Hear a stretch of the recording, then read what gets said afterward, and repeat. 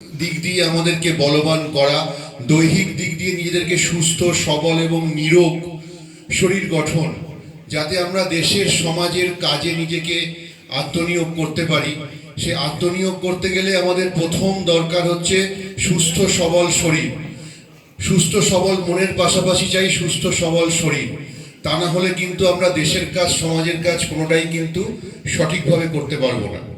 আর যার জন্যই আমাদের এই যোগের আজকে এতটা গুরুত্ব, এবং এই যোগ আজকে ভারতবর্ষ থেকে সারা বিশ্বে ছড়িয়ে পড়েছে। আজকে শুধু ভারতে নয়, সারা বিশ্বের 193টা দেশ, আজকে রাষ্ট্রসংঘ এটাকে বিশ্ব যোগ দিবস হিসেবে ঘোষণা করায়। সারা বিশ্বের 193টা দেশে এই যে ভারতের সনাতন সংস্কৃতি, এই সনাতন সংস্কৃতি আজকে ভারত সরকারের বিশেষ উদ্যোগে এই প্রসারণ হয়েছে।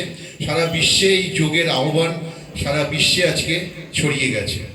আর যেহেতু আমরা ভারতবর্ষের মধ্যেই আমরা আছি, তাই যোগকে আমাদের বিশেষ গুরুত্ব দিতে হবে। আমাদের হুগলি জেলা বিশ্ব হিন্দু পরিষদ, আমরাও কিন্তু এর বাইরে নেই।